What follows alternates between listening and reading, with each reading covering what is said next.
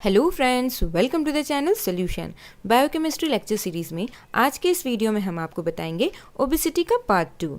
इससे पहले पार्ट में हमने आपको बताया था ओबेसिटी होता क्या है और ओबेसिटी को किस तरीके से मेज़र किया जा सकता है, मीन्स पता लगाया जा सकता है, और कॉजेस ऑफ ओबेसिटी मीन्स मोटापा किन किन कारणों से होता है। तो उस वीडियो का लिंक इस वीडियो के डिस्क्रिप्शन बॉक्स में दिया गया है। और आज के इस पार्ट में हम आपको बताएंगे ओबेसिटी से जुड़े जो हेल्थ कॉम्प्लिकेशन होते हैं, मीन्स ओबेसिटी की वजह से क्या क्या हेल्थ प्रॉब्लम्स हो सकते हैं, उसके बारे में। आज के इस वीडियो को स्टार्ट करने से पहले हम आपको बता दें कि हमारे सॉल्यूशन फार्मेसी का मोबाइल ऐप भी अवेलेबल है। इसको आप डायरेक्टली प्ले स्टोर से डाउनलोड कर सकते हैं या इस वीडियो के डिस्क्रिप्शन बॉक्स में भी लिंक दिया गया है। तो हमारे ऐप को डाउनलोड कर आप स्टोर टैब में जाकर डिफरेंट कोर्सेज देख सकते हैं, जिसमें आपको डिफरेंट सब्जेक्ट्स के notes, MCQs, model question paper, lecture videos और भी अदर स्टडी मटेरियल मिल जाएंगे। तो आइए शुरू करते हैं आज का टॉपिक। तो जैसा इससे पहले के पार्ट में हमने डिटेल में बताया था कि ओबेसिटी के क्या क्या कारण होते हैं, तो इनएक्टिव लाइफस्टाइल मतलब कि हमारा ऐसा लाइफस्टाइल होना कि जिसमें हम बहुत ज़्यादा हाई फैट और कैलोरी का कंजप्शन कर रहे हैं,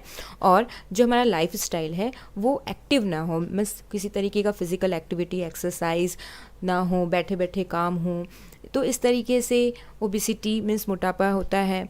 नॉट स्लीपिंग एनफ, प्रॉपर नींद ना लेना, जेनेटिक बेसिस भी हो सकता है, मीन्स हमारे फैमिली में पेरेंट्स को अगर मोटापा है, ओबेसिटी है, तो चांसेस है कि चिल्ड्रन को भी ओबेसिटी हो, और ग्रोइंग ओल्डर और प्रेगनेंसी। तो ये डिफरेंट कॉजेस हमने आपको बताए थे ओबेसिटी के। नेक्स्ट आते हैं क्या क्या हेल्थ कॉम्प्लिकेशंस, हेल्थ प्रॉब्लम हो सकते हैं जो कि ओबेसिटी से जुड़े हुए हैं, जैसे type 2 diabetes mellitus, coronary heart disease, hyperlipidaemia, non alcoholic fatty liver, hypertension, stroke, gall bladder disease, cardiovascular disease, obstructive sleep apnoea, various types of cancer, osteoarthritis and even depression. तो इसी को हम यहाँ पे डिटेल में समझते हैं एक एक करके। तो इफेक्ट ऑफ ओबेसिटी या ओबेसिटी रिलेटेड जो इलनेस होता है, इसको हम कोमोडिटीज़ बोलते हैं।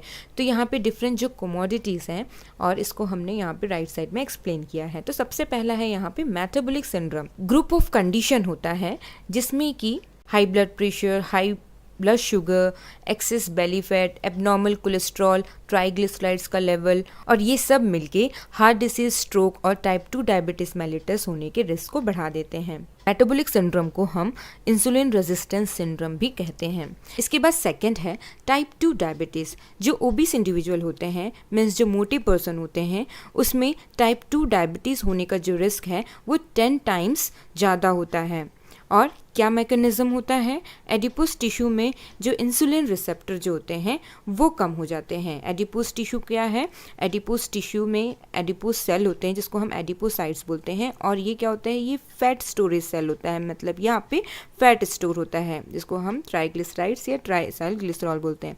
तो यहाँ पे क्या है, इस सेल में जो इंसुलिन रिसेप्टर्स होते हैं जिसमें क्या होता है, इंसुलिन आके बाइंड होता है, तो ये जो रिसेप्टर हैं वो कम हो जाते हैं, जिससे क्या होगा, प्लाज्मा में जो इंसुलिन है वो रिसेप्टर में कम बाइंड हो पाएगा, जिससे जो प्लाज्मा में इंसुलिन का लेवल बढ़ जाएगा, क्योंकि इंसुलिन रिसेप्टर के बाइंड होने से ही जो ग्लूकोज है वो सेल के अंदर जा पाता है। तो इंसुलिन तो अवेलेबल है, लेकिन सेल जो है उसको प्रॉपरली यूज नहीं कर पा रहा है, मीन्स प्लाज्मा में सब क्वांटिटी में इंसुलिन तो प्रेजेंट है, लेकिन सेल उसको यूटिलाइज नहीं कर पा रहा है उस इंसुलिन को। तो उस कंडीशन को हम बोलते हैं इंसुलिन रेजिस्टेंस। तो ओबीस इंडिविजुअल में टाइप 2 डायबिटीज क्यों होता है, due to the development of insulin resistance. के बाद थर्ड है हाइपरटेंशन। हाइपरटेंशन बहुत ही कॉमन होता है ओबीस इंडिविजुअल में, क्योंकि इनमें होता क्या है, जो कार्डियक वर्कलोड है वो बढ़ जाता है, और वैस्कुलर रेजिस्टेंस बढ़ जाता है, मीन्स हार्ट का जो वर्कलोड है वो बढ़ जाता है, उसको ज़्यादा ब्लड को पंप करना पड़ता है, और वैस्कुलर रेजिस्टेंस भी बढ़ जाता है, और इससे बीपी जो है वो हाई रहता है। इसके बाद नेक्स्ट आते हैं डिसलिपिडेमिया।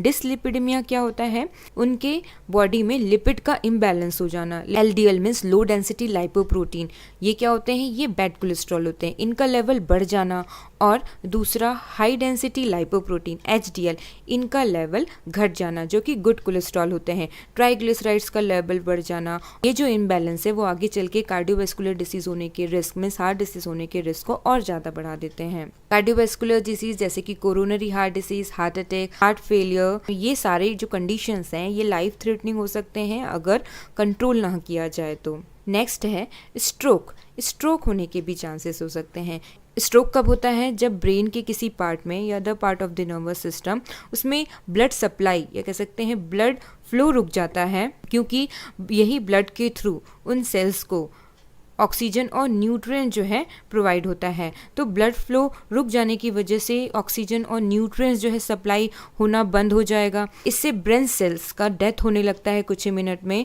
और इस कंडीशन को हम स्ट्रोक बोलते हैं। ओबेसिटी जो है स्ट्रोक के रिस्क को बढ़ा देता है। इसके बाद next 7th, gall bladder disease. Obesity की वजह से गॉल स्टोन बनने का जो रिस्क है वो ज़्यादा होता है, और इसके अलावा गॉल ब्लैडर कैंसर का भी रिस्क बढ़ जाता है।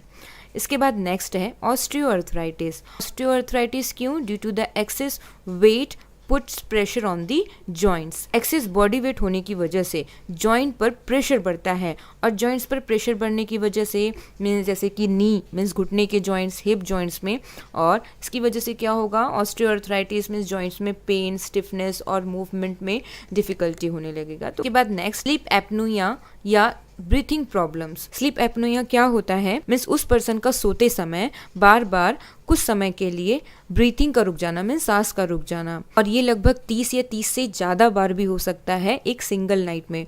और ये ऑलमोस्ट किसकी वजह से होता है? मोटापे की वजह से ही होता है। और इस वजह से पेशेंट को फटीग, पुअर स्लीप क्वालिटी और डे टाइम स्लीपीनेस होता है। तो इसी को हमने यहाँ पे लिखा है repeated breathing pauses during the sleep usually due to the overweight. तो स्लीप एपनिया के बाद नेक्स्ट है GERD। इसका फुल फॉर्म होता है gastroesophageal reflux disease. Means obesity में एसिड जो रिफ्लक्स होता है या हार्ट बर्न जो है वो ज़्यादा होता है, क्योंकि स्टमक में प्रेशर बढ़ने से एसिड जो है इसोफेगस में वापस चले जाता है। हार्ट बर्न मतलब कि हमें हार्ट में जलना नहीं होता है, बल्कि ये पेट से जुड़ा हुआ है। इसका जो सिम्टम है, इसका जो लक्षण होता है, इसमें क्या होता है? पेट का जो एसिड है, गैस्ट्रिक एसिड है, वो इसोफेगस मतलब कि जो हमारी भोजन की जो नली होती है उसमें वापस आ जाता है, जिससे चेस्ट के बीच में या गले तक जलन और खट्टापन सा महसूस होता है। तो उसी कंडीशन को हम हार्ट बर्न बोलते हैं, या रिफ्लक्स जो है ये कॉमन होते हैं ओबेसिटी में। इसके बाद नेक्स्ट कैंसर। ओबेसिटी की वजह से डिफरेंट टाइप्स के कैंसर होने के रिस्क बढ़ जाते हैं, जैसे कि uterine, breast, colorectal, kidney and gall bladder cancer. Cancer के बाद नेक्स्ट है infertility. Infertility due to hormonal imbalance affecting the ovulation linked to the PCOD। Means obese जो मेन और वुमेन्स होते हैं, ओबीस वुमेन्स में हार्मोनल इम्बैलेंस होने की वजह से ओवुलेशन डिस्टर्ब हो जाता है। गायनोकोलॉजिकल प्रॉब्लम्स हो सकते हैं, या कंडीशन जैसे कि PCOD means polycystic ovarian disease से लिंक्ड होता है। इसके अलावा जो ओबीस मेल होते हैं उसमें इनफर्टिलिटी का भी रिस्क बढ़ता है, मीन्स उसमें इरेक्टाइल डिसफंक्शन और सेक्सुअल हेल्थ जो इश्यूज हैं वो बढ़ जाता है। इसके बाद नेक्स्ट आते हैं डिप्रेशन एंड एंजाइटी। ओबेसिटी से सिर्फ फिजिकल हेल्थ नहीं बल्कि मेंटल हेल्थ को भी अफेक्ट करता है। क्लिनिकल डिप्रेशन, एंजाइटी और भी अदर मेंटल डिसऑर्डर होने के चांसेस हो सकते हैं। इसके बाद नेक्स्ट है फैटी लीवर या non alcoholic fatty liver disease. Non alcoholic fatty liver disease का जो मेजर कॉज होता है, मेजर कारण होता है, वो है ओबेसिटी। फैटी लीवर मतलब कि जो फैट है बहुत एक्सेस में लीवर में डिपॉजिट होने लगते हैं, और जिसकी वजह से लिवर में इन्फ्लेमेशंस और लिवर डैमेज होने लगता है। तो उस कंडीशन को हम फैटी लीवर बोलते हैं। इसके बाद नेक्स्ट है स्यूडो ट्यूमर सेरिब्री। सिम्टम्स जैसे कि हेडेक, विजुअल इम्पेयरमेंट, मीन्स ठीक से दिखाई ना देना, डिसओरिएंटेशन, ये सारे सिम्टम्स। नेक्स्ट आते हैं अदर्स, जैसे कि low quality of life, migraine, body pain और reduced physical functioning. Means obesity, मोटापा एक मल्टीपल सिस्टम डिसऑर्डर है जिसकी वजह से gall bladder, joints, lungs, liver, reproductive system, brain और इवन हमारा मेंटल हेल्थ सबको इम्पैक्ट कर सकता है। इसीलिए ओबेसिटी, मोटापे का प्रिवेंशन, उसका मैनेजमेंट जो है बहुत इंपॉर्टेंट होता है।